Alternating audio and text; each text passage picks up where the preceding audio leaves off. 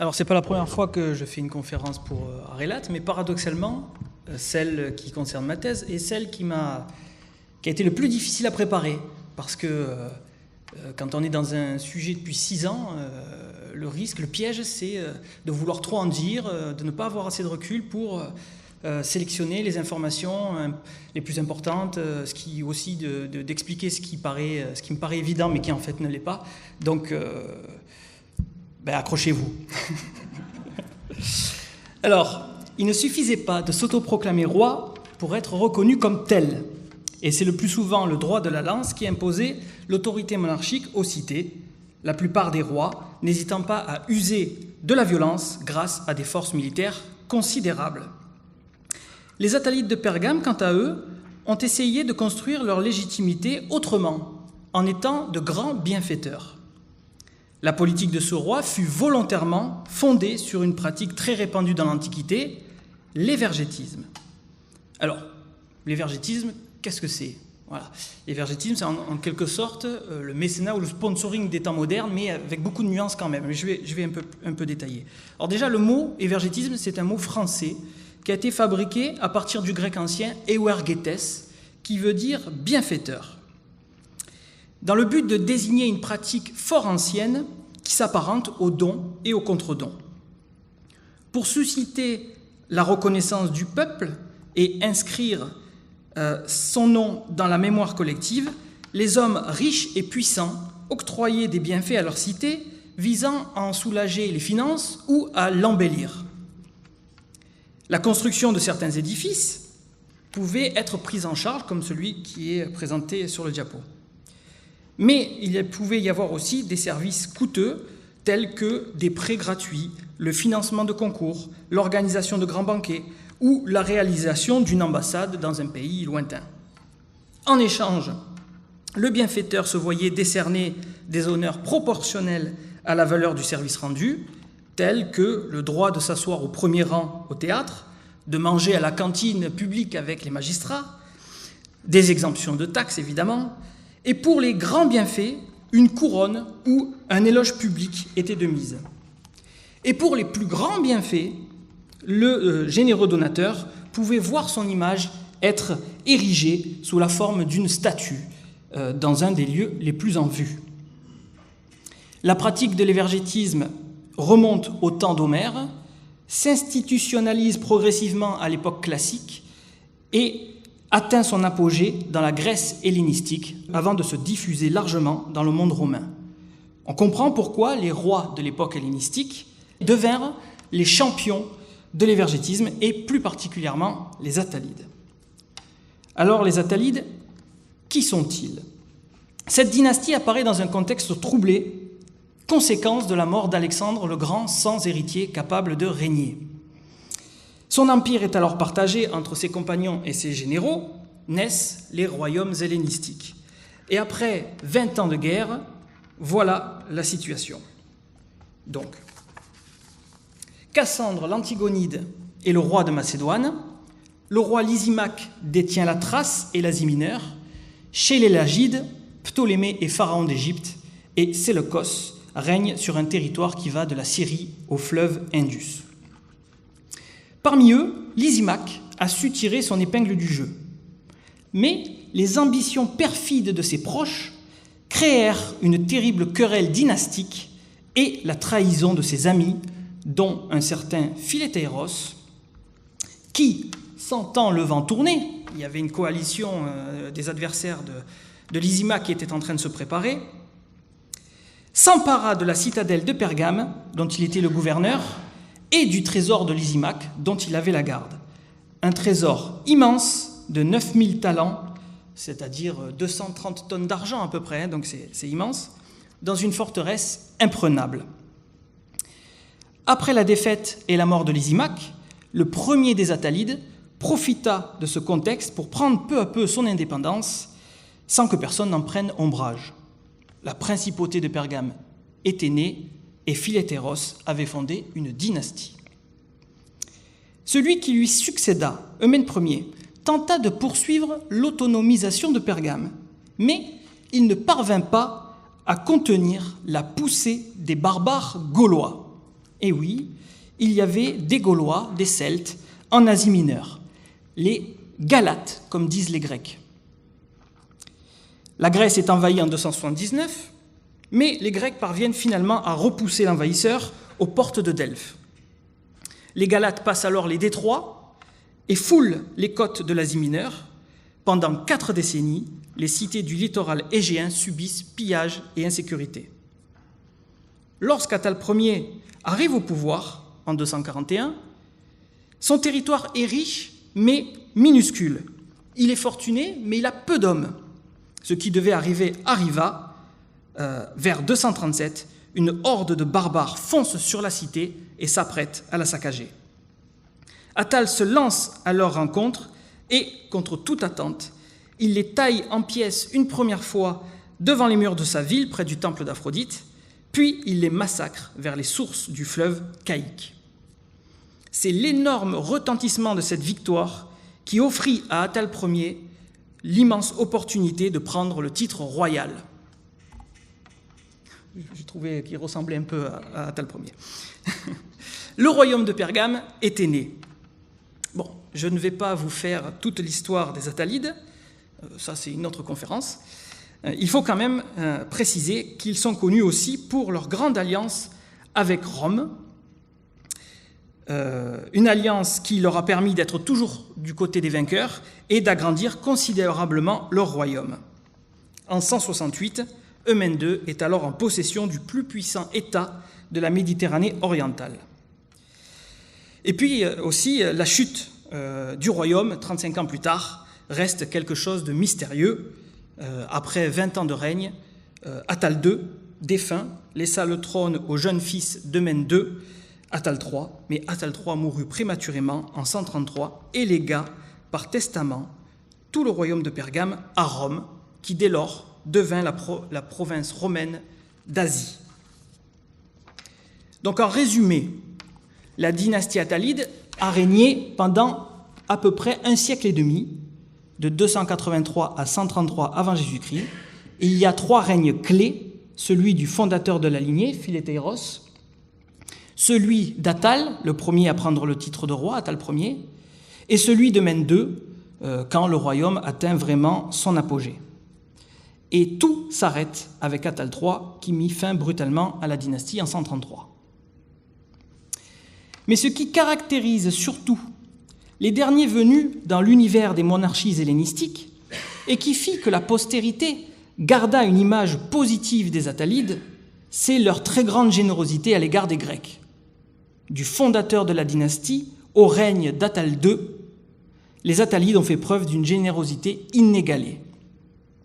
Un simple regard sur cette carte montre à quel point les cités concernées par l'évergétisme des Attalides sont nombreuses et réparties sur un espace géographique très vaste. Il s'agit donc ici de comprendre comment le pouvoir des souverains de Pergame s'est construit et affirmé sur la scène internationale au moyen d'une politique originale, d'une ampleur exceptionnelle, fondée sur la générosité royale. On va d'abord dresser un répertoire des bienfaits et des honneurs dans le but de comprendre les tenants et les aboutissants du dialogue entre roi et cité, et puis on va interroger la politique évergétique sur son rôle dans la construction du pouvoir attalide et de l'image de la dynastie. Donc, grand 1, comme à l'école, de grands bienfaits, de grands honneurs. Alors on peut déjà classer les bienfaits en 2 catégories. Ceux qui sont monumentaux, les grandes constructions, et ceux qui ne le sont pas. Les bienfaits les plus impressionnants sont évidemment les bienfaits monumentaux, et les plus répandus sont les portiques. Les rois de Pergame ont recouru massivement à ce qui est sans doute le bâtiment le plus emblématique de l'architecture grecque, en particulier dans la capitale. Mais les plus beaux sont en Grèce, nous en connaissons 3, un à Delphes et 2 à Athènes, et le doute persiste pour un 4e à Délos, donc je n'en parlerai pas. Alors un portique est généralement de plan rectangulaire, il est fermé sur tous les côtés, sauf sur la façade principale qui s'ouvre sur une colonnade. C'est un bâtiment à la fois utile et esthétique. Il a surtout l'avantage de s'adapter aux exigences du terrain grâce à son plan simple. Le portique d'Attale Ier à Delphes en est une parfaite illustration. Donc il a quand même fallu aménager une grande terrasse. On ne le voit pas sur ce diapo, mais c'est dans une pente, c'est dans une très grande pente, c'est à Delphes, donc c'est au flanc du mont Parnasse. On peut aussi voir celui de Mène 2 à Athènes, qui lui est protégé par un énorme mur de soutènement, et on voit encore aujourd'hui les vestiges des gros contreforts qui permettaient de protéger le portique qui était situé sur le flanc de l'acropole d'Athènes. Un étage pouvait faciliter la communication entre différents niveaux de circulation. Cependant, en l'absence de dénivelé, comme c'est le cas sur l'agora d'Athènes, l'étage servait avant tout à rehausser la massivité de l'édifice, comme le portique d'Athale 2 que vous avez sur le diapo. Il s'agit vraiment des portiques les plus imposants construits par les Attalides. Il n'y a rien de tel dans la capitale. Et cette grandeur a demandé quand même des prouesses techniques assez importantes, et leur taille autorisait aussi une belle inscription avec de très grandes lettres sur l'architrave. Donc le principal intérêt de ce type de monument pour le commanditaire est d'être ostentatoire. Néanmoins, il avait quand même des fonctions bien précises. Quel que soit le lieu, avant toute chose, il servait d'abri pour tous ceux qui se trouvaient à proximité. L'édifice pouvait également abriter des objets. C'est le cas de celui de Delphes, qui accueillait de grandes peintures à la gloire du roi.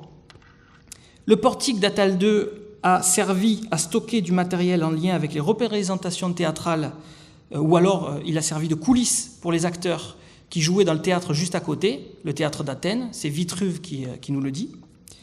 Et celui d'Athale 2, avec ses nombreux magasins, avait une fonction plus économique. En fait, c'était tout simplement, sur l'agora d'Athènes, le centre commercial, le grand centre commercial de la cité, avec tout un tas de boutiques à l'arrière du portique. Cette adaptabilité explique l'utilisation fréquente par les souverains hellénistiques de ce type d'édifice. Mais les Attalides lui ont donné la forme la plus complète, la plus monumentale et la plus aboutie. Et d'ailleurs, on ne trouvera pas d'investissement de cette ampleur dans les autres travaux auxquels ont participé les Attalides, comme par exemple les théâtres. Alors, les théâtres au IIe siècle commencent à être de plus en plus construits en pierre, mais en fait, très peu de monarques s'en sont préoccupés. Les Attalides, en revanche, ont compris l'intérêt de ce monument très tôt, puisqu'une statue de Philétéros est dans le théâtre de Délos. Le théâtre de Délos. Il a ensuite fallu attendre la fin du règne de Mène 2, et l'on voit que Rhodes a bénéficié de sa générosité. Delphes aussi pour son théâtre. La question est de savoir sous quelle forme l'accompagnement du roi s'est-il exprimé. Alors rien ne peut être dit du théâtre de Rhodes puisqu'il n'a pas été retrouvé. Néanmoins, on voit que Diodore de Sicile précise que les aménagements étaient en marbre. En revanche, le théâtre de Delphes a été entièrement fouillé et on en a déduit que quand le roi intervint, la construction du théâtre avait déjà commencé, mais elle était restée inachevée à cause d'un accident. En fait, quand les Delphiens ont commencé la construction du théâtre, eh bien, tout s'est éboulé. Donc, la cité a quémandé l'aide du roi Eumène II, qui, finalement, a fait les plus grands travaux. L'intervention pergaménienne est considérable à Delphes.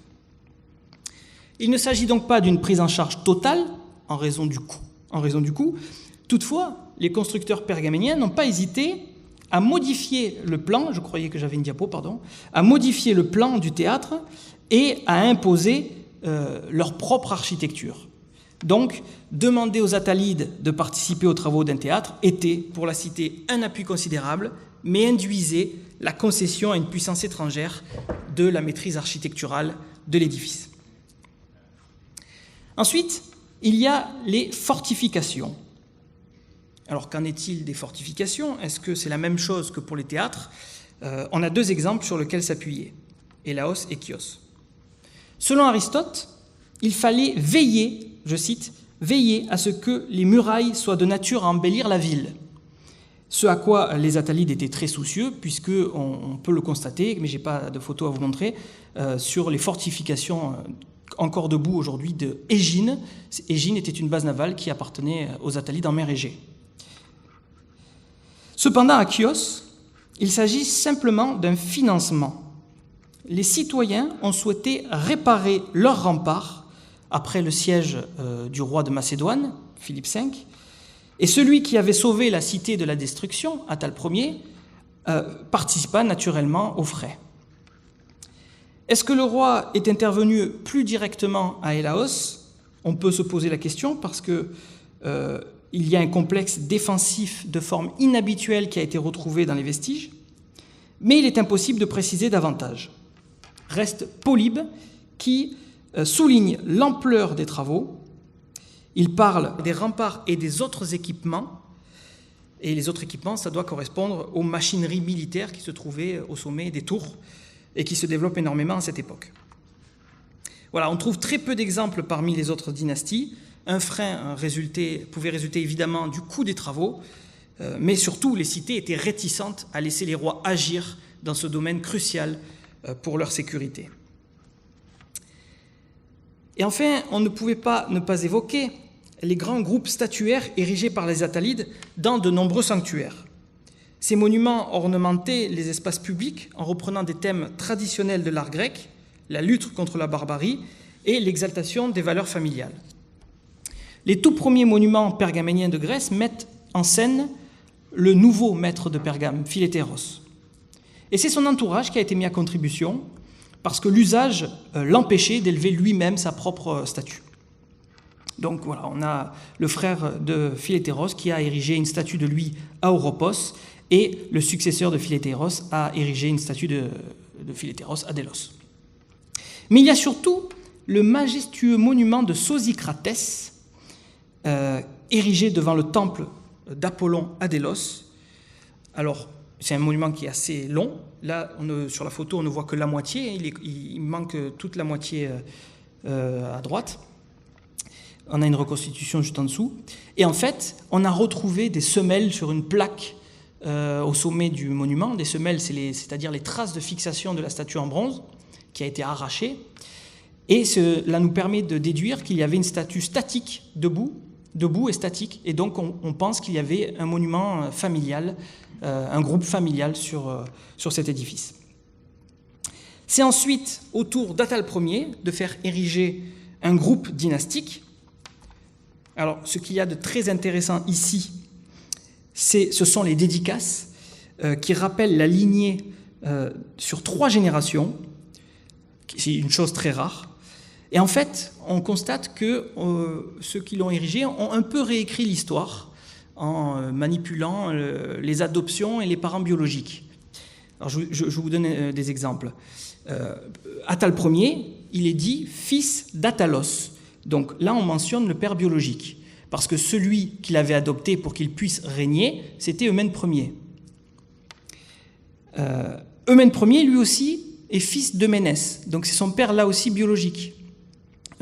Parce que c'est Philétéros qui avait adopté Eumène Ier pour qu'il puisse régner. Par contre, Attalos, le père d'Attal Ier, il est fils de Philétéros. Et là, c'est le père adoptif. Parce que, en fait, Philétéros avait d'abord adopté Attalos, mais il est mort, donc il n'a pas pu régner. Donc il a adopté Euménès, qui est devenu Eumène Ier, un deuxième neveu, un autre neveu. Présenter le monument ainsi, avec Attalos, fils de Philétéros, c'est permettre à Attal Ier d'être présenté comme le successeur direct du fondateur de la dynastie. Donc voilà, dans la lignée, Attal, alors on met de côté un peu Eumène Ier, sans l'effacer, mais on fait en sorte que Attal soit directement dans la lignée de Philétéros, le fondateur. Donc voilà, c'est de la propagande, c'est clairement de la propagande. Mais le plus original, c'est qu'à ce monument est associé un autre monument qui est composé, lui, de figures héroïques. Des héros, tous liés généalogiquement, avec les mêmes types de dédicaces, à l'ancêtre mythique des Attalides, qui était Télèphe, le fils de Héraclès, mais on y reviendra. Donc, 3 groupes de statues élevées en 3 lieux différents, mais formant un tout dont le but est de renforcer l'affirmation d'une lignée qui remontait au temps mythologique.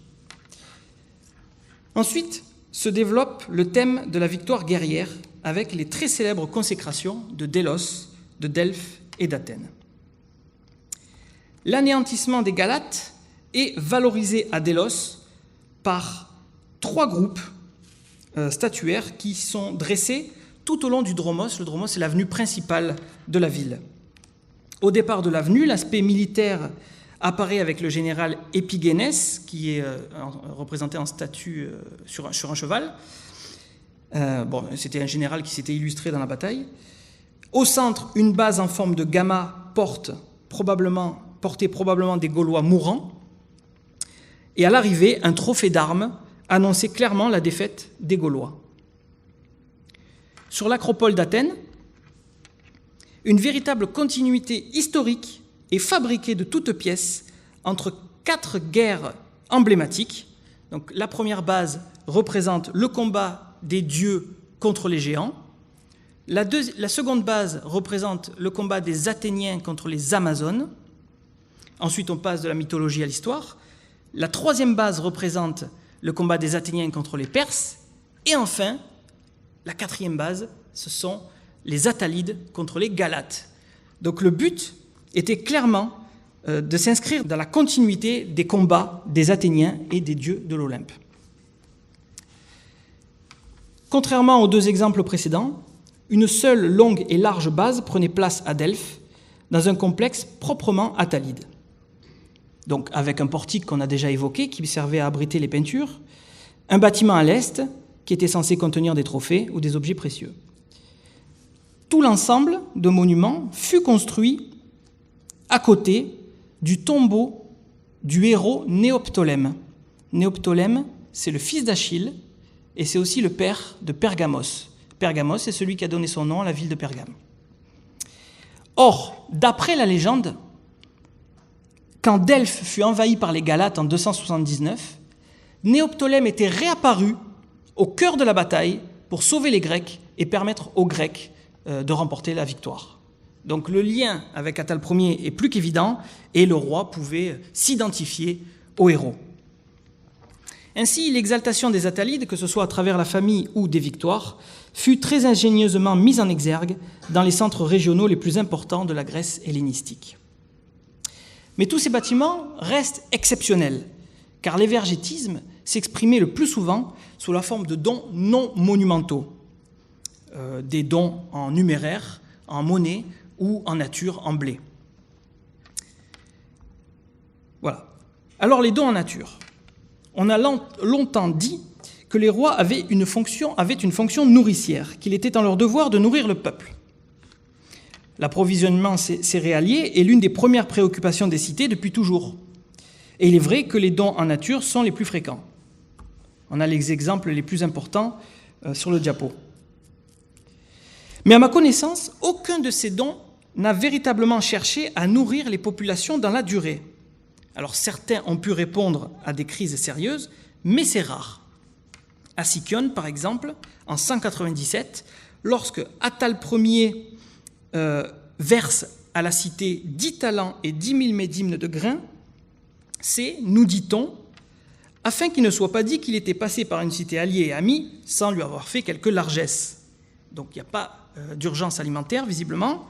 De même, à Delphes, en 159, quand Eumène offrit 21 000 drachmes à la cité, c'est précisé que c'est pour l'achat du grain, mais le peu d'empressement avec lequel les Delphiens ont utilisé l'argent du roi, plusieurs mois après, montre que là aussi, il n'y avait pas de péril qui guettait la cité. Nourrir le peuple n'était pas l'enjeu. En fait, ces dons sont en nature parce que c'est ce que les rois ont sous la main. Les rois prélèvent plus facilement sur les territoires dominés l'impôt en blé plutôt qu'en monnaie. Et les monnaies, ils en ont surtout besoin pour payer les troupes. Donc, pour les sommes importantes, les rois donnent du blé, donnent des cargaisons de grains.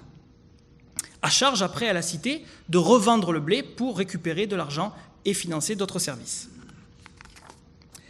D'autant plus intéressant est donc le cas de Delphes, car il est question ici de véritable approvisionnement alimentaire. Et puis, ce don se distingue des autres bienfaits par son caractère perpétuel.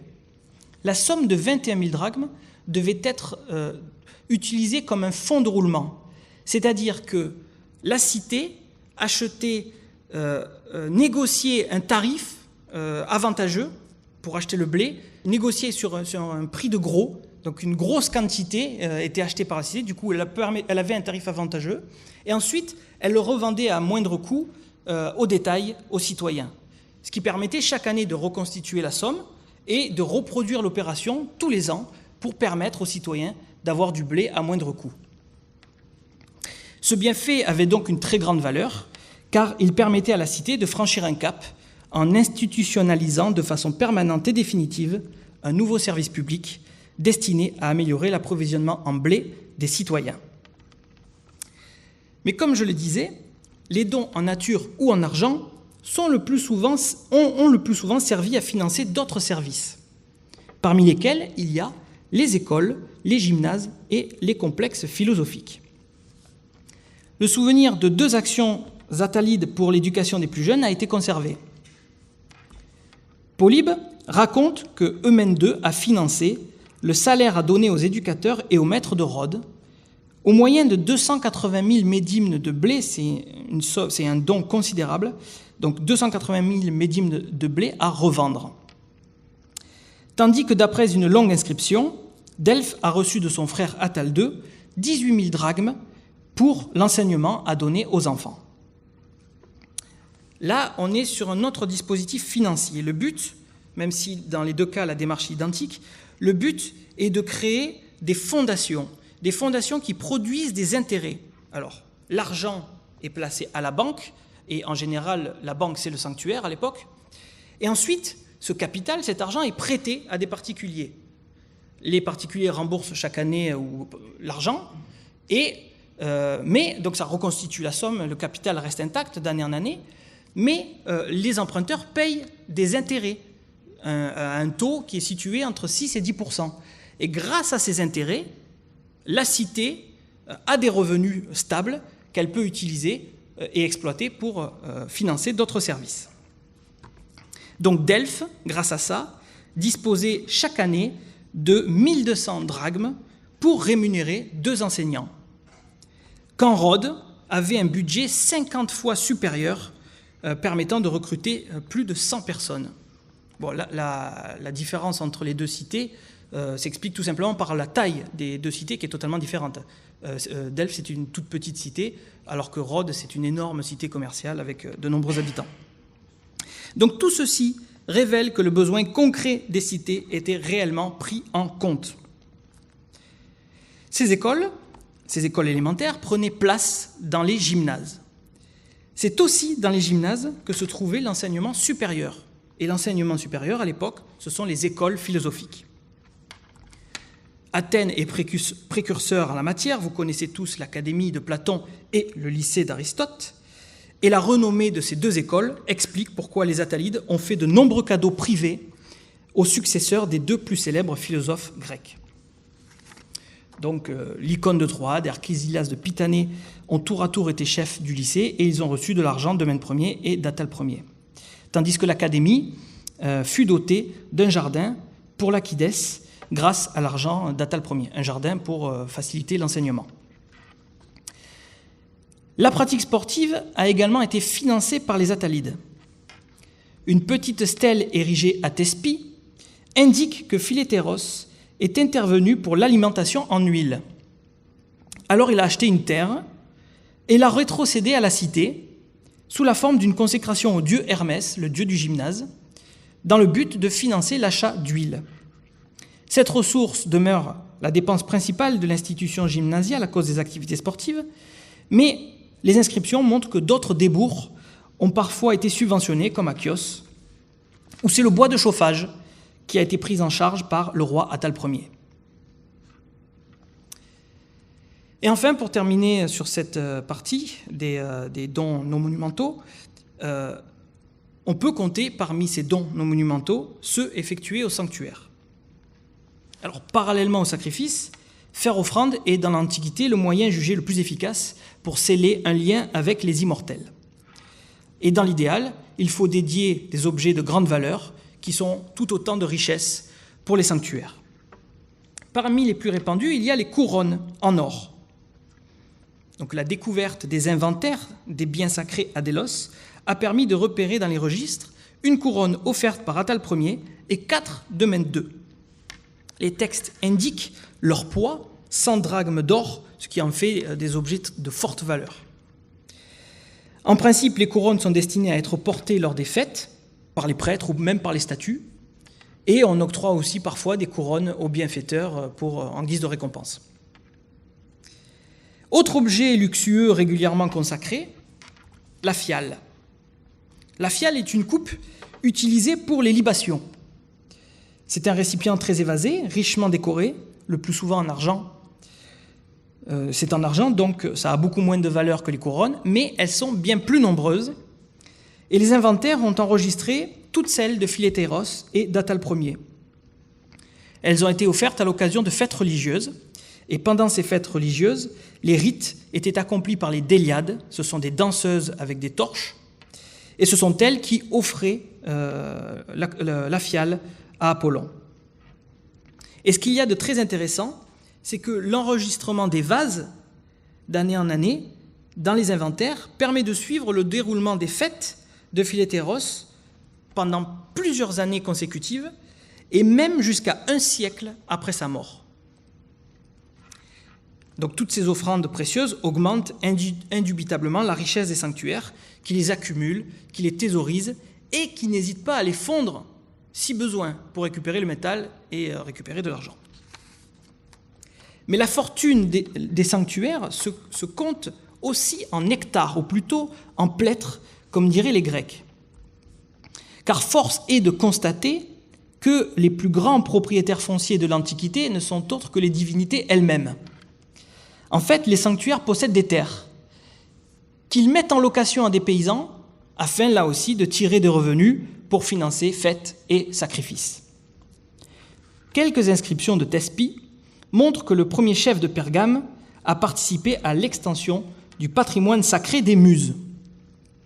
Sur 2 stèles, aux inscriptions très courtes, on lit que Philétéros, fils d'Attal, pergaménien, a consacré cette terre aux Muses afin qu'elle soit sacrée pour l'éternité.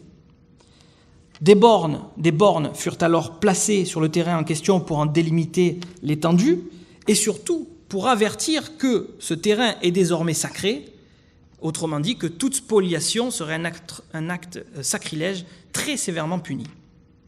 L'une de ces bornes a été retrouvée à Thèbes à propos d'une terre consacrée à Dionysos par Eumène II. Et ces dons sont très importants parce que sinon, c'est la cité qui paye. Et c'est pour ça qu'il s'agit aussi de bienfaits et pas seulement de consécration envers les dieux. C'est des bienfaits pour la cité. Raison pour laquelle les cités ont honoré les rois pour cela, même si c'est marqué dans les textes que c'est pour leur piété. Mais personne n'est dupe, hein, c'est bien pour la cité. Donc, avec tous ces bienfaits, on voit bien l'ampleur de l'évergétisme attalide, mais aussi toute la sophistication des dispositifs financiers mis en œuvre afin que les dons soient durables, perpétuels, disent les textes, ce qui prouve que leur objet était bien d'augmenter la prospérité des cités de manière effective. Alors, comme dans la conception grecque de l'évergétisme, la générosité doit toujours être compensée, les rois ont été honorés. Ils ont normalement été honorés proportionnellement à la valeur du service rendu. Et c'est en principe la cité qui détermine la valeur du service rendu. Mais le roi a aussi ses propres exigences. Les honneurs sont donc le reflet de l'ambition des rois et rien ne nous montre mieux que les bienfaits n'étaient pas gratuits.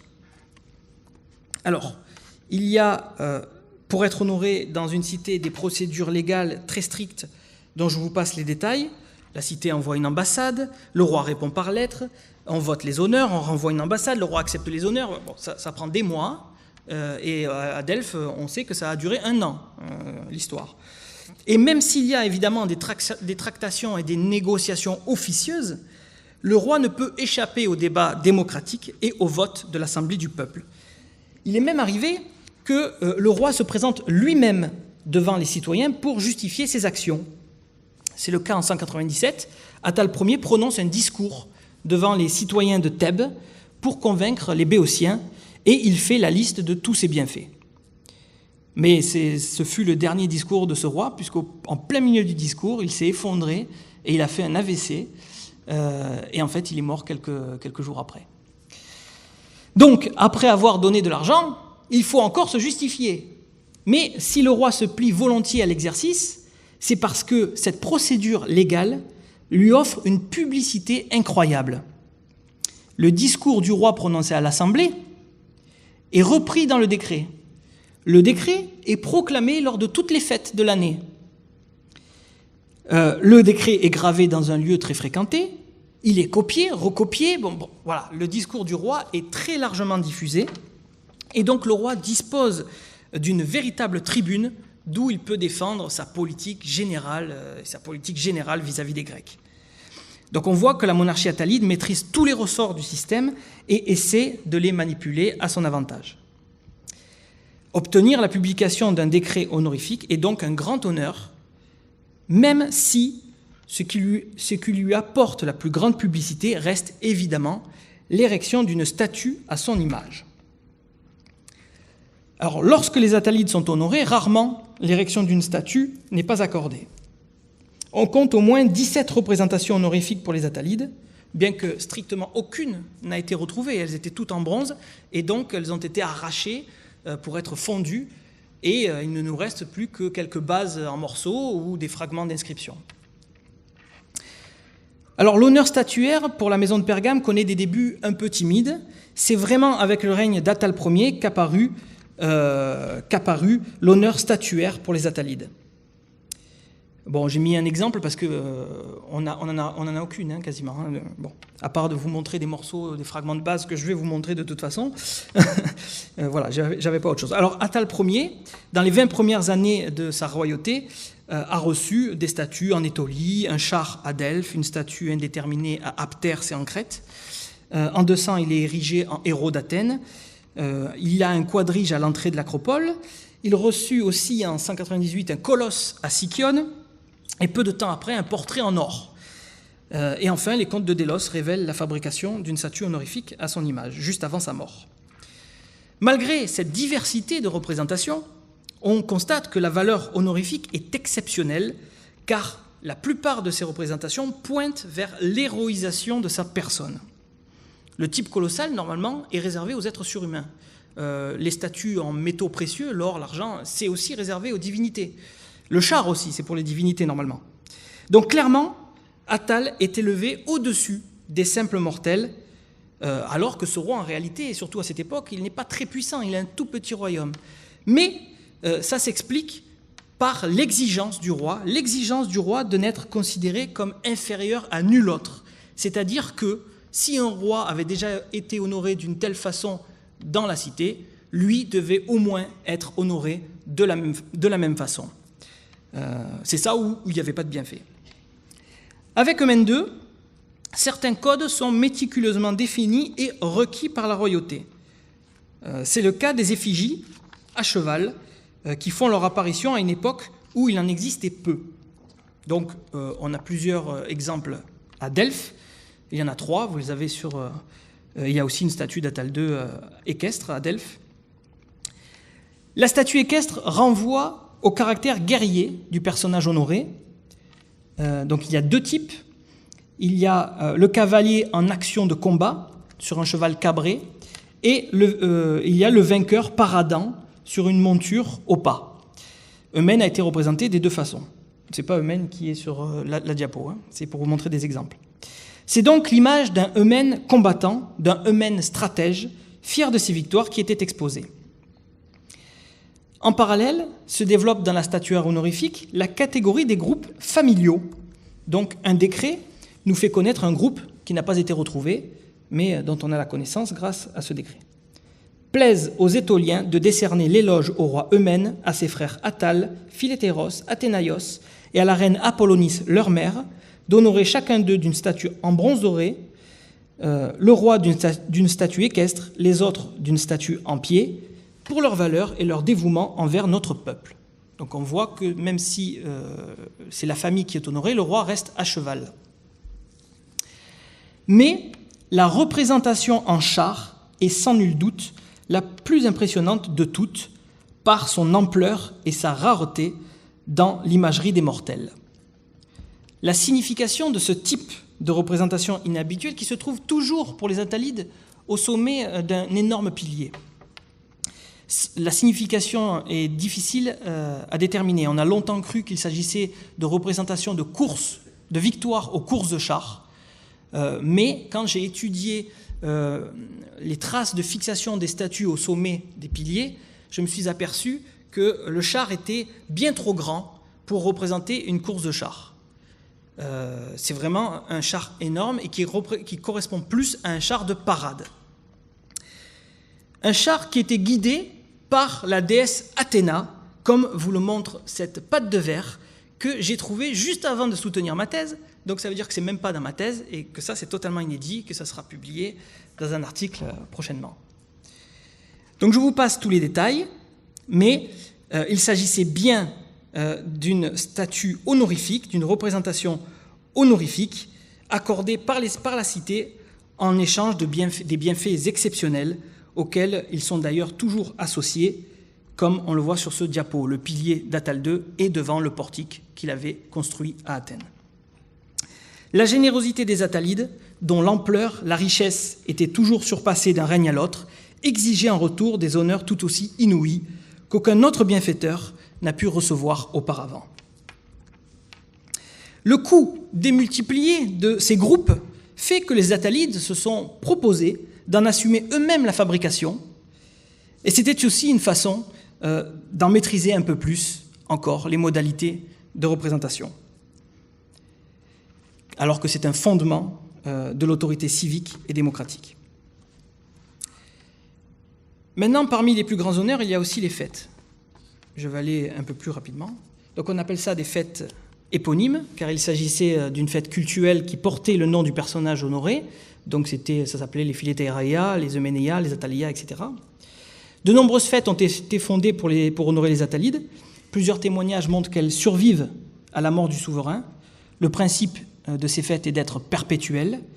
La fréquence est généralement annuelle. La date choisie correspond souvent au jour où les rois distribuèrent leurs dons. Le jour venu, la procession se met en marche et se dirige vers l'autel. Les prêtres prononcent ensuite les prières pour les divinités et l'on prie aussi pour le salut de celui qui est honoré, pour le salut et la santé. Puis il y a le sacrifice, qui est l'étape la plus importante. Son ampleur dépend évidemment des bêtes qui sont immolées, le taureau, les bœufs étant les victimes les plus prestigieuses. Enfin, il y a le banquet public, où chaque participant recevait une part égale. Aux Euménéia et aux Attaleia de Delphes, on compte 3 bœufs et d'autres victimes, c'est-à-dire plusieurs centaines de kilos de viande, ainsi que 40 maîtrettes de vin, ce qui équivaut à environ 1500 litres, ce qui veut dire que chaque personne avait au moins 1 litre de vin. Et parfois, des concours s'adjoignent aux cérémonies. Par exemple, les citoyens de Delphes concouraient lors d'une course au flambeau pour les Euménéia. Normalement, le coût des cérémonies était imputé au trésor sacré, mais les rois les plus généreux n'hésitaient pas à les financer. À Delphes, les Attalides ont alloué des fonds supplémentaires pour augmenter la grandiosité des cérémonies. En fait, le coût dépend du nombre de convives. Les estimations permettent à Delphes d'arriver à 1200 participants, ce qui signifie que c'est l'ensemble de la communauté civique qui participait au banquet. Considérées comme l'un des plus grands honneurs, les fêtes éponymes sont en réalité à cheval entre le bienfait et la récompense honorifique. Bienfait parce qu'elles offraient à l'ensemble de la communauté l'occasion de se rassembler dans la joie d'un festin convivial aux frais du prince, à une époque où la vie est faite de pénurie. Honneur tout de même parce que le monument est propice à l'exaltation du roi bienfaiteur, dont le nom est inscrit sur le calendrier aux côtés des autres divinités. Et enfin, au-dessus de tout, il y a le culte royal.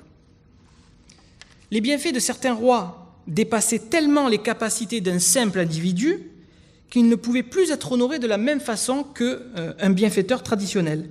Il a donc fallu inventer une autre catégorie d'honneurs, une catégorie suprême, c'est ce que l'on appelle les honneurs dignes des dieux, isothéoi en grec, ça veut dire égaux aux dieux, sans pour autant que le roi soit considéré comme un immortel. C'est juste qu'on lui donne les mêmes honneurs que pour une divinité. Cette vénération implique la tenue régulière de sacrifices pour le roi, la réalisation par un prêtre, réalisée par un prêtre dédié au roi, sur un autel consacré au roi, dans un enclos réservé au roi. Merci. Là, je crois que je vous avais dit qu'il fallait vous accrocher. Bon. Où une statue de culte du roi est également érigée. En général, c'est la mention d'un prêtre dédié qui nous permet d'identifier le culte royal. À Kos, une inscription pour une femme, Callistratée, précise que dans sa vie, elle a été prêtresse d'Asclépios, d'Hygie, d'Épione, d'Apollon, de Léto et de Mène. Alors cette fonction comportait certains privilèges. À Athènes, le prêtre avait le droit d'être assis au premier rang dans le théâtre. On a retrouvé le siège du prêtre du roi Attale dans le théâtre d'Athènes. On a aussi un exemple à Sicyon, mais bon, je ne vais pas tout citer. Le nom d'Attale fut même attribué à une ville étolienne qui désormais s'appelait Attaleia, ce qui signifie que le monarque était élevé au rang de nouveau fondateur de la cité avec tous les cultes héroïques que cela entraîne. Capable de protection et de bienfaits surhumains, ces quelques témoignages montrent que les rois de Pergame furent traités en Grèce comme des êtres doués d'une nature divine.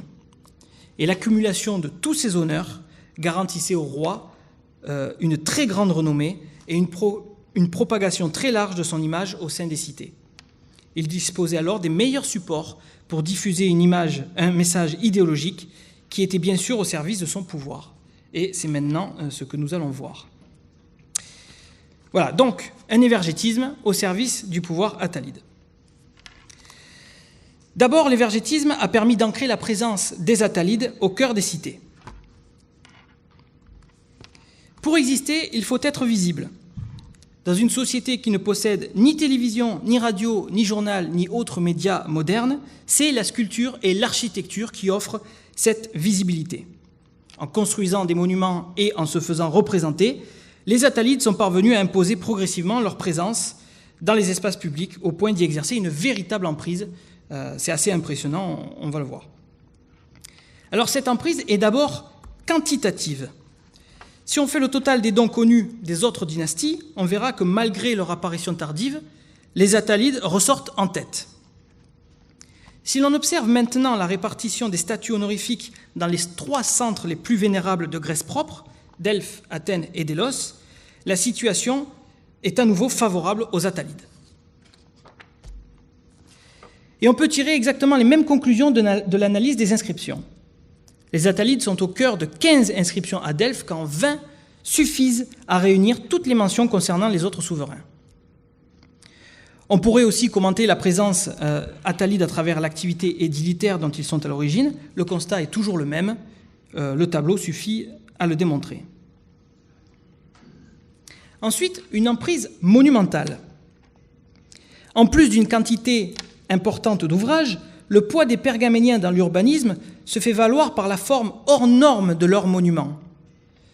Il ne faut pas oublier que les paysages urbains sont disputés depuis la plus haute antiquité, si bien que l'accumulation pendant des siècles des monuments commémoratifs, des monuments votifs, des monuments honorifiques aboutit, à l'époque qui nous concerne, à une saturation des espaces, à une véritable saturation des espaces convoités. Alors, pour se distinguer de cette surabondance de monuments, les Attalides ont tout simplement opté pour une emprise puissante dans l'espace avec des édifications aux dimensions exceptionnelles. Regardons à Athènes, où on ne pouvait passer à côté des géants Attalides. Comment éviter le portique le plus long de Grèce, le portique de Mène, ou ne pas repérer l'édifice le plus massif de la cité après le Parthénon, ou encore ne pas être ébloui par les 120 statues qui s'alignent sur plus d'une centaine de mètres au sud de l'acropole. Non seulement les monuments s'étendent dans l'espace, mais ils s'élancent vers le ciel. Voyons la hauteur des piédestaux qui soulèvent les effigies des rois au-dessus de l'agrégat des autres statues. Le bâtiment de scène du théâtre de Delphes reposait sur un mur de plus de 10 mètres. Les 2 portiques d'Athènes était à étage, donc il faisait partie des édifices les plus hauts. Et même les inscriptions sont longues et bavardes, sur de très grandes stèles que personne ne lit, mais c'est pas grave, ils occupent l'espace. C'est dire. Et enfin, une emprise topographique. Le positionnement des monuments dans l'espace renforce l'emprise exercée dans la trame urbaine. À Délos, les monuments s'amoncellent au point névralgique de l'île. 3 pôles forment une ligne directrice artificielle qui traverse l'île du nord au sud. Le premier, donc les monuments attalides, ce sont ceux qui sont en bleu. Le premier est l'esplanade des temples. Donc on a des monuments attalides juste devant les temples. Ensuite, il y a l'avenue principale qui est à la jonction entre l'agora et le port. Et enfin, il y a le théâtre qui est un peu plus bas et qu'on n'a pas sur cette carte. C'est encore plus significatif à Athènes, où l'acropole est carrément ceinturée par des groupes statuaires, l'un à l'entrée, un quadrige à l'entrée de l'acropole, l'autre devant le Parthénon, et aussi une gigantesque étendue de sculptures dont on vient de parler au sud de l'acropole. Le théâtre est également encadré, avec au sommet cette offrande, et sur son côté gauche, le grand portique de Mène II. Enfin, il y a des monuments attalides d'un bout à l'autre de l'agora. De cette façon, la dynastie a posé ses jalons en encerclant matériellement les lieux de rassemblement. C'est un schéma qui se vérifie encore dans le sanctuaire de Delphes. L'ensemble des édifices encercle le temple. C'est donc le cœur du sanctuaire qui est sous l'emprise des souverains pergaméniens. Ainsi, on voit que les Attalides, compte tenu du nombre exceptionnel, du volume extrême et de l'emprise topographique forte de leurs œuvres, étaient omniprésents dans les espaces les plus fréquentés de Grèce. Pour être vu, il était également indispensable de choisir l'emplacement des monuments en fonction du prestige de l'endroit et en tenant compte de la vie dans les lieux. Si on rétrécit désormais l'angle de vue, on constate que les Attalides sont allés chercher les espaces les plus symboliques. Les statues se trouvent souvent devant les trophées des grandes victoires contre les Perses, celles des Grecs au Ve siècle et celles d'Alexandre le Grand. Mais surtout, on a cherché la proximité avec les héros ou les dieux, l'exemple le plus important étant celui de Delphes, avec les monuments qui sont érigés à côté du tombeau du héros Néoptolème. Sur l'acropole d'Athènes, comme à Délos, la proximité avec l'autel de sacrifice permet au roi d'être présent quand on invoque les dieux. Cependant, le pilier érigé à Delphes pour Eumène II est un véritable unicum, car il était juxtaposé au grand autel d'Apollon, c'est-à-dire que toutes les cérémonies se déroulaient sous le patronage symbolique du souverain. Je ne sais pas si vous le voyez, c'est le petit carré bleu juste à côté de l'autel devant le temple. Les Attalides ont même réussi l'exploit de voir ériger leur image au plus près des façades des temples, alors que ces lieux étaient protégés par les lois censées éviter l'encombrement. Les modalités d'exposition des monuments attalides leur permettaient d'être présents à chaque moment de recueillement et de communion. Ceci nous rappelle que ces lieux de culte étaient avant tout des lieux de vie animés dans lesquels rien n'était figé. On remarque à cet égard que les carrefours et les lieux de passage furent particulièrement prisés. Le char Attalide situé au niveau des propylées de l'acropole en est un bel exemple. Le roi est présent pour accueillir chacun des visiteurs lorsqu'il franchit le seuil du sanctuaire d'Athéna. La terrasse d'Attale Ier à Delphes forme un secteur balisé qu'il fallait franchir et qui accompagnait le passage entre le domaine des hommes et celui des dieux, pareil à Délos, où l'agencement des œuvres s'apparente à une zone de transit, où le visiteur est invité à contempler les œuvres pergaméniennes. Ainsi, le roi de Pergame monumentalise et sublime les entrées des sanctuaires, à condition toutefois que les œuvres nous plongent dans le récit de ses victoires et de son histoire. Finalement, si l'on se met à la place d'un Grec, on s'aperçoit que tout au long de notre parcours vers le divin, les Attalides sont là pour nous guider. En venant de la ville de Delphes, il suffisait de suivre les monuments pergaméniens pour trouver l'entrée du temple d'Apollon. Clairement, ce sont eux qui nous guident vers le divin. Mais pour que l'emprise soit pleinement effective, il fallait encore que les œuvres réalisées par ou pour les Attalides portent clairement leur identité. Alors ça paraît évident pour les statues, Mais il y a aussi l'architecture. Les rois ont utilisé l'architecture comme une forme de langage. Que les monuments commandités par les Attalides portent ouvertement leur identité était donc essentiel. On constate en effet une grande cohérence dans la forme des monuments construits en Grèce, le gigantisme, l'emploi du marbre, systématique en Grèce, mais pas dans la capitale, et puis des formes identifiables. Alors, quelles sont les caractéristiques de ces monuments? Alors, l'ordre prédominant est l'ordre dorique, même s'il y a toujours un mélange des genres avec le ionique en général aux étages des portiques.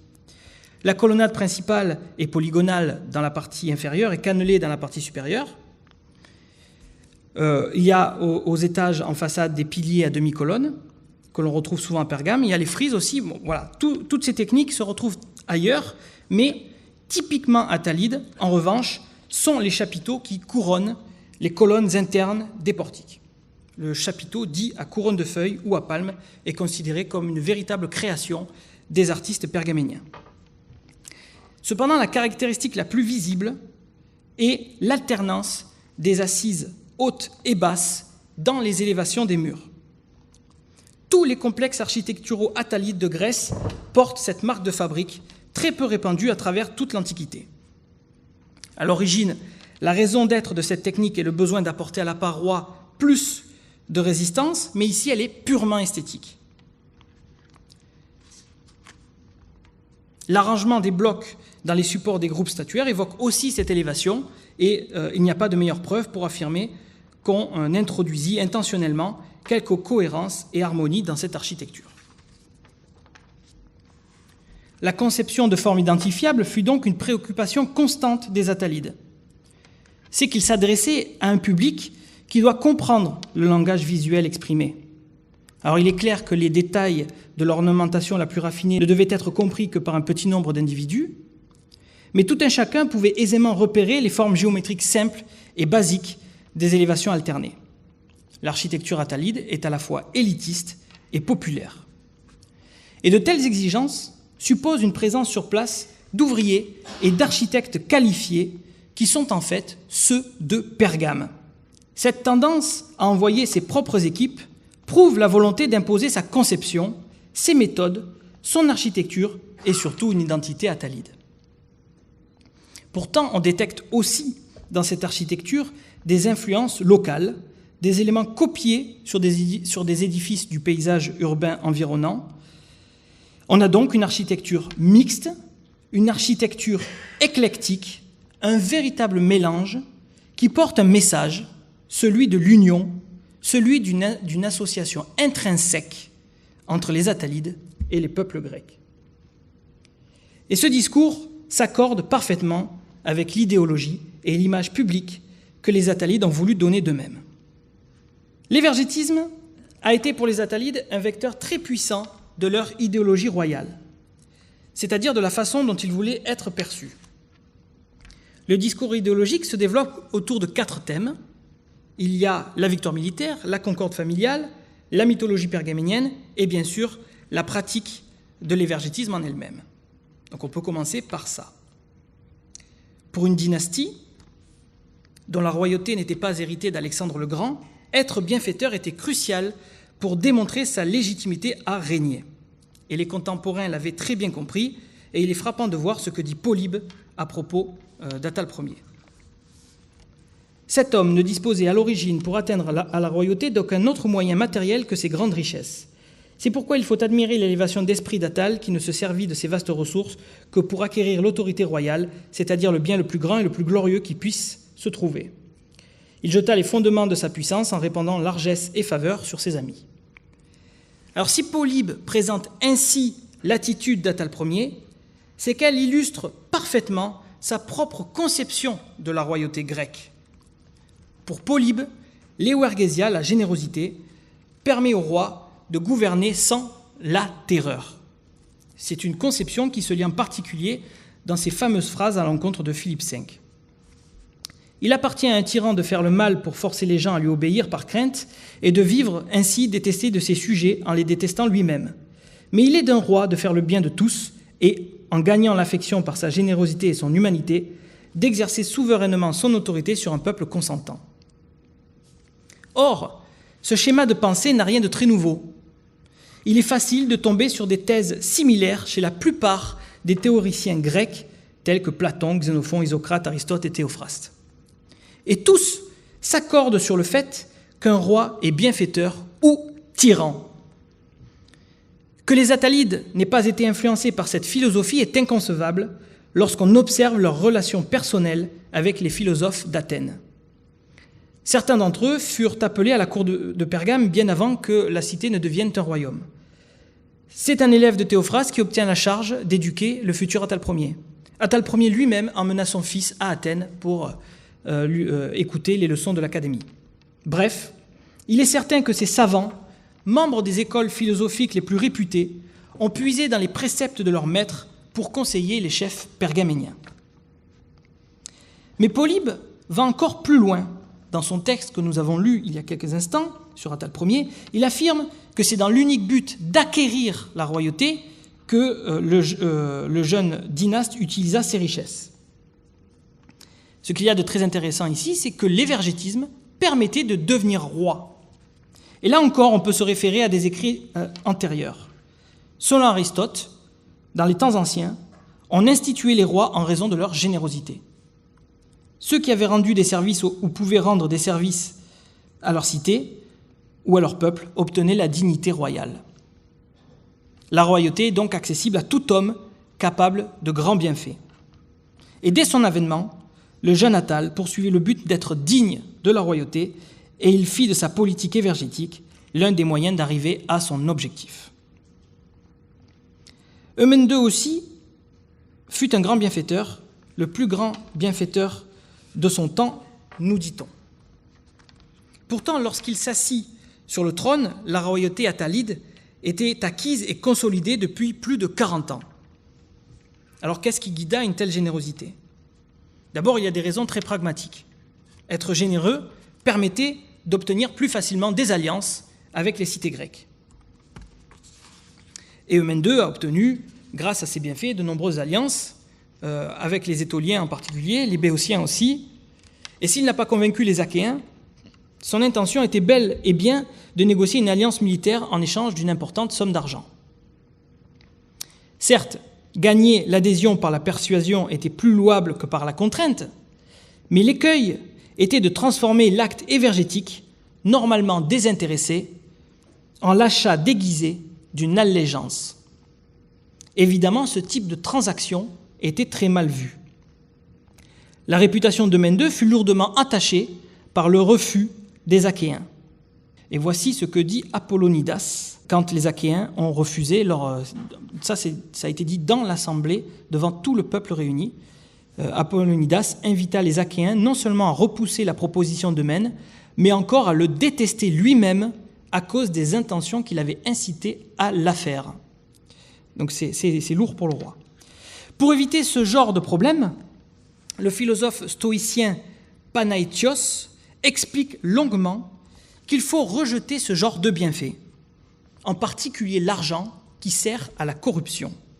Eh bien, c'est peut-être, selon les conseils de ce Panaïtios, qui vécut à Pergame, entre 167 et 155, qu'Eumène finit par sauver sa réputation en concentrant ses efforts à la fin de son règne sur des bienfaits qui avaient des chances de rester gravés dans les mémoires, comme l'immense portique d'Athènes, comme l'éducation pour les enfants, les grands théâtres, etc. Et grâce à cela, Eumène fut déclaré commun bienfaiteur des Grecs, autrement dit bienfaiteur universel, l'honneur suprême qui lui permettait d'ambitionner la première place parmi ses semblables, comme l'explique très bien Polybe. Poussé par son amour de la gloire, il conféra tant de bienfaits aux cités grecques et fit la fortune de tant d'individus qu'il l'emporta aussi pour la munificence sur tous les monarques de son temps. Et la gloire, en ce qu'elle a de charismatique, est tout aussi indispensable à l'autorité royale que la force concrète. Maintenant, la guerre. Sans surprise, la guerre est un sujet qui revient systématiquement dans les relations que les Attalides ont entretenues avec les Grecs. Leur politique évergétique en est fortement imprégnée. Ceci est d'autant plus logique que l'acquisition du titre royal fut permise par un fait d'armes. On a vu qu'à peine monté sur le trône, Attale affronta les Galates Deux batailles ont un retentissement majeur, ce sont les victoires de l'Aphrodisione et du Caïque. Immédiatement, le nouveau roi saisit l'immense opportunité qui s'offrait à lui, celle d'apparaître comme le protecteur des Grecs en tant que civilisation. Les monuments qu'il fit ériger en Grèce sont la traduction matérielle de ce projet. Attal Ier reste connu et reconnu pour avoir commandité la réalisation d'œuvres spectaculaires. Pourtant, en réalité, notre Pergaménien ne fut pas le seul à avoir infligé des revers à ce peuple bagarreur, à commencer par Philétéros lui-même, mais aussi toutes les autres dynasties. Mais ces événements eurent beaucoup moins de retentissement car ils ne parvinrent à commémorer leurs gestes à grande échelle comme les Attalides. Voilà. Grâce à ses bonnes relations avec les cités, Attal Ier put déployer en Grèce son vaste programme. Les Galates étaient représentés en guerriers farouches, luttant contre une mort certaine, dans une mise en scène tragique. La scénographie soulignait le comportement barbare des vaincus et l'attitude héroïque du vainqueur. Le triomphe d'Attal Ier devenait ainsi un bienfait universel. L'efficacité et la pénétration du message étaient inéluctables. Les deux fils d'Attal Ier ont eux aussi lutté contre les peuples celtiques. Plusieurs expéditions heureuses sont référencées. Pourtant, les monuments de victoire tels que ceux qui viennent d'être évoqués disparaissent à l'époque d'Eumène II et d'Attal II. Et dans les textes, c'est pareil, les Galates ne sont jamais évoqués. Comment expliquer un tel décalage ? En fait, tout porte à croire que la paix avait été plusieurs fois négociée avec les barbares. Comme beaucoup d'autres avant lui, à la fois pour obtenir neutralité et renfort, Eumène II avait pactisé avec l'ennemi héréditaire. Mais en réalité, les tractations avaient commencé bien avant, comme le dévoile un épisode fâcheux. En 218, acculé par les voisins séleucides, Attal Ier avait dû se résoudre à débaucher des Galates. Le roi peine à les garder sous son contrôle. Ceux-ci se jettent sur les cités de Troade, cités fidèles au roi, qui les abandonne lâchement. On comprend qu'après cela, il n'était plus possible de continuer à se présenter en fervent protecteur de l'hellénisme. Eumène II devait prouver sa valeur guerrière autrement. Il concentra son discours non pas sur une victoire significative, mais sur l'ensemble des opérations militaires entreprises. Le décret étolien de 182 montre que l'argumentation a glissé sur le nombre de succès éclatants qu'il a remportés dans ses guerres et sur le haut degré de prospérité auquel il a mené son royaume fortement agrandi. Le thème de la victoire est donc bien présent, mais orienté de sorte à souligner le souci de défendre les Grecs contre, non pas les Galates, mais les autres rois, contre les autres dynasties. C'est pourquoi les statues honorifiques à cheval ne représentent pas le roi comme le vainqueur de tel ou tel peuple. Elles le représentent comme un vainqueur idéalisé, hors du temps. Encore une fois, Polybe retransmet parfaitement les axes de communication privilégiés par les deux rois. La victoire qu'Attal remporta sur les Galates, qui était alors le peuple le plus redoutable et le plus belliqueux de toute l'Asie, marqua le début de son ascension, et ce fut à ce moment-là qu'il prit le titre de roi. Et pour Eumène II, ayant hérité de son père un royaume qui ne comprenait que quelques pauvres petites villes, il se créa un empire qui pouvait rivaliser avec les plus puissants États de cette époque. Au bout du compte, le combat pour une cause juste apporte gloire et récompense. Attal Ier acquit la royauté, Eumène II un grand royaume. Et pour terminer sur l'idéologie monarchique des Attalides, l'unité familiale. Parmi les vertus que l'on attend des rois, une incroyable exemplarité est prêtée aux Attalides dans la gestion des affaires familiales. Et bien que ce jugement tire sans doute son origine d'une vérité historique, il résulte plus encore d'une communication réussie. Dans de très nombreuses inscriptions, les Attalides sont honorés avec leurs proches. On a déjà vu plusieurs exemples. Alors comment peut-on expliquer une présence de la famille aussi assidue dans un système où le souverain règne en monarque absolu ? D'abord parce que ça reflète le poids politique réel que la monarchie attalide accordait à sa famille. Les proches ont tous des postes de haut commandement, ils représentent le roi pour les questions diplomatiques, ils gèrent aussi le royaume, etc. Donc ils pouvaient aussi être bienfaiteurs. Cependant, si les honneurs sont effectivement nombreux, les cadeaux issus des membres de la famille sont très rares. Et la plupart du temps, les membres de la famille sont honorés, non pas pour leur générosité, mais pour celle du roi. C'est qu'en fait, le roi imposait à la cité d'être honoré en famille, car il voulait profiter de l'évergétisme pour promouvoir ses valeurs familiales. Raison pour laquelle on trouve dans les décrets des termes appartenant au registre de l'intime ou du privé. Alors quelles sont ces valeurs familiales ? Je vais juste les énumérer. En premier lieu, il y a le respect de la lignée. Personne n'est jamais écarté. Chaque membre du clan a sa place auprès du chef de famille. Ensuite, il y a la capacité des reines à mettre au monde d'excellents héritiers. C'est la notion de kaliteknia. Et grâce à cela, les Attalides n'ont fait connaître qu'une seule épouse par règne. Pour le rôle des parents dans l'éducation, il suffit de lire un extrait du décret des Athéniens qui décide d'honorer Attale Ier et Apollonice, qui sont alors défunts, en raison de leur valeur et de leur générosité qu'ils ont transmise à leur fils, lui qui l'emporte pour la qualité et la sagesse de son éducation. La sagesse, c'est-à-dire la faculté à accomplir des actions vertueuses en faisant un usage juste et tempéré des passions, revient dans les éloges de Polybe. Attale mena avec sa femme et ses enfants une existence d'une retenue et d'une dignité extrême, tandis qu'Apollonice sut tenir son rang grâce à sa sagesse, à sa gravité tempérée d'affabilité et à sa noblesse de cœur. Et enfin, il y a la philostorgeia, c'est-à-dire l'affection familiale, une affection qui est également prouvée publiquement par des scènes marquantes, comme la visite de Cyzique, où Attale et Athénaïos, les deux frères de Mène, parcourent la ville avec leur mère, Apollonice, en se tenant chacun par la main.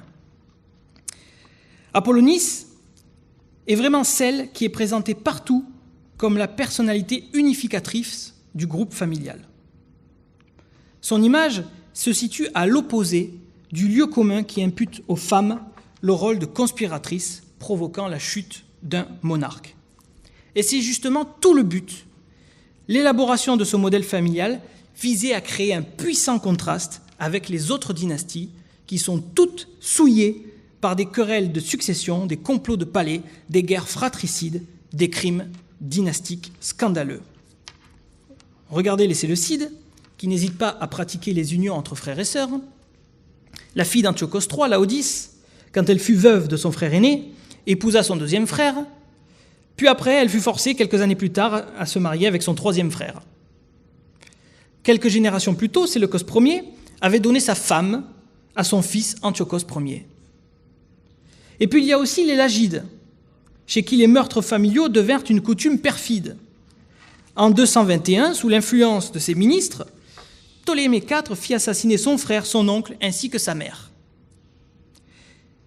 En 145, Ptolémée VIII s'empara du royaume en assassinant son neveu, de ses propres mains, puis le roi commit un horrible meurtre, celui du fils qu'il eut avec Cléopâtre II, à qui il envoya le corps en morceaux pour se venger du complot qu'elle fomenta contre lui quand celui-ci épousa la fille de cette dernière.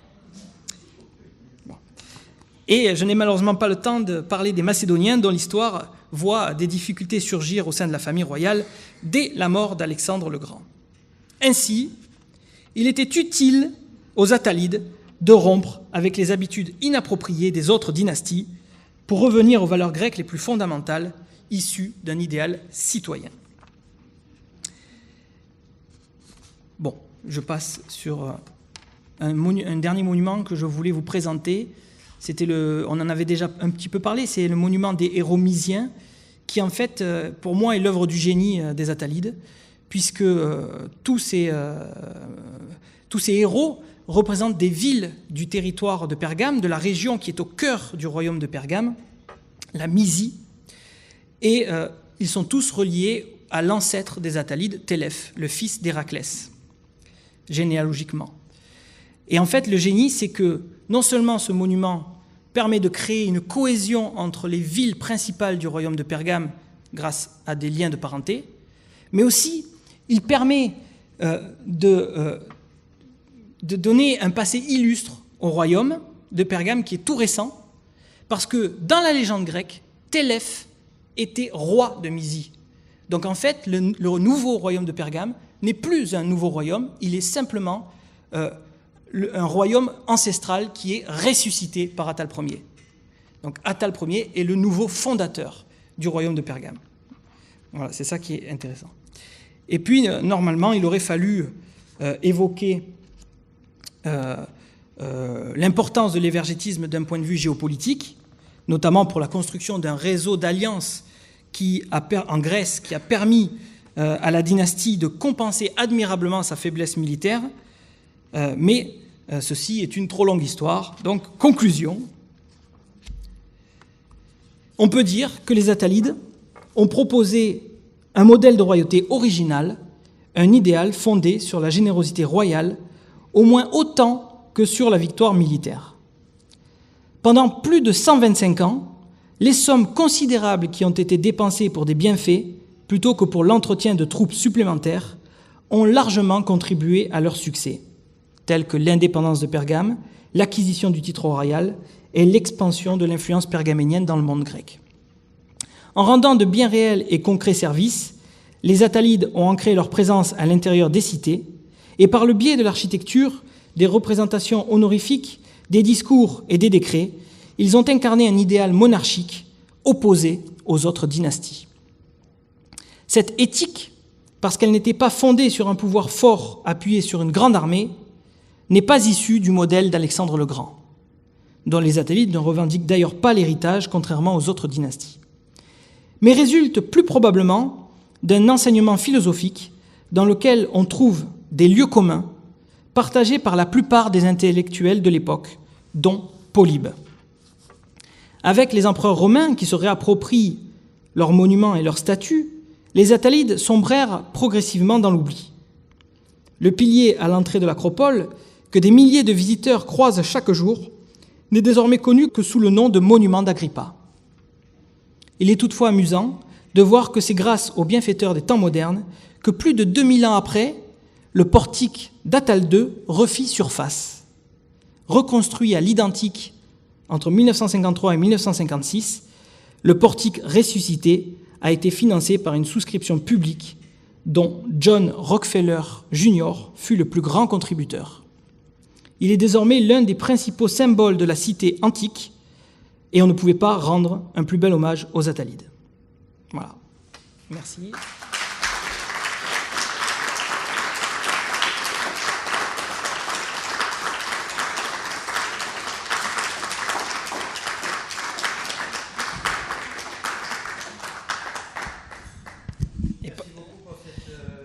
Trop longue conférence. Pardon. On va y arriver. Merci beaucoup Julien pour cette très brillante présentation. On mesure à écouter cette conférence, qui est en quelque sorte la version condensée de la thèse, quelle était la richesse de la thèse que tu as soutenue il y a quelques semaines. Alors ça amène peut-être quelques questions. C'est toujours la première question qui est la plus difficile à poser. Moi j'en ai une. Puisque il fallait, lorsqu'on était roi à Pergame, dépenser énormément d'argent pour donc exercer cet évergétisme, d'où venait cet argent ? Comment se constituait la richesse des rois ? Déjà, les Attalides sont riches parce que ils ont volé le trésor de Lysimaque. Donc ils démarrent leur histoire avec une fortune énorme. Une fortune énorme. Et en plus dans une forteresse imprenable. Donc ça a facilité les choses. Et c'est pour ça que les Attalides ont eu cette stratégie. Parce qu'ils n'avaient pas les moyens ils avaient peut-être les moyens de recruter des troupes, mais ils n'avaient pas les moyens logistiques d'entretenir longtemps de grandes armées comme les autres dynasties. Les autres dynasties, ils peuvent avoir 50 000 hommes. Les Attalides n'ont jamais eu plus de 10 000 hommes. C'est pour ça qu'ils ont utilisé aussi cet argent pour, d'une part, légitimer leur royauté, mais aussi, et ça, c'était un chapitre important de ma thèse, mais que je n'ai pas du tout pu évoquer parce que c'est extrêmement long et difficile à expliquer, mais ça leur a permis de construire un réseau d'alliances avec les cités grecques qui leur a permis de contrebalancer cette faiblesse militaire. Alors, la question initiale, c'était comment on récupère l'argent. L'impôt. L'impôt sur les peuples et les territoires dominés, essentiellement. Même si, comme je l'ai dit, on prélève surtout en cargaison de blé. Après, on bat monnaie aussi.